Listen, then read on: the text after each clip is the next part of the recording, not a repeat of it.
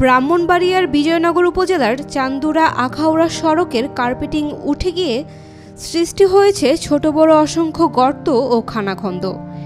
এতে যান চলাচলে যেমন বিঘ্ন ঘটছে, তেমনি প্রতিনিয়ত ঘটছে ছোট বড় দুর্ঘটনা। এই পথ পাড়ি দিতে যেখানে 1 ঘন্টা সময় লাগার কথা, সেখানে এখন লাগছে 3 ঘন্টারও বেশি সময়। বিশেষ করে স্কুলগামী শিক্ষার্থী, রোগীবাহী অ্যাম্বুলেন্স, পণ্যবাহী যান ও অফিসগামী মানুষ পড়ছেন চরম দুর্ভোগে। চলাচল ভাই আমরা লাগি তো বিরাট সমস্যা। যায় 3-4 মাস ধরে এই রাস্তাঘাট এমন একটা সমস্যা, আমরা দোকান পাড়া যাইতে পারি না, গাড়ি ঘোড়া হলে এই দিকে অনেক যানজট হয়ে যায়। আমরা অনেক নেতাবিন্দুর বলে কেমন নেতাবিন্দু তো আর এটার কোনো মূল্য দিচ্ছে না। পরবর্তীতে দেখছি তারা রাস্তা করে গেছে, পরে 1 মাস পর ওই রাস্তা এইগুলাই সমস্যাটা হইতেছে।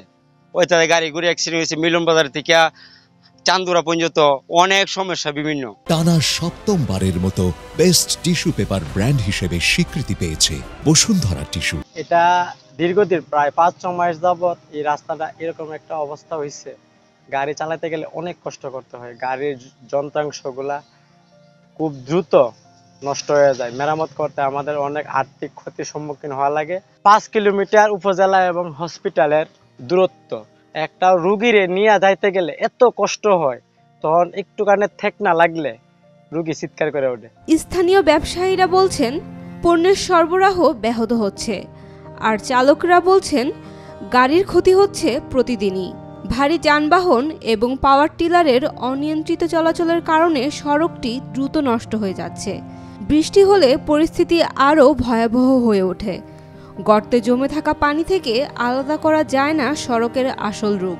আমরা মেম্বার চেয়ারম্যান যত কিছু আয়ে এটার কোনো গুরুত্ব দেন না, আমরা জনগণের কোনো গুরুত্ব দেন না।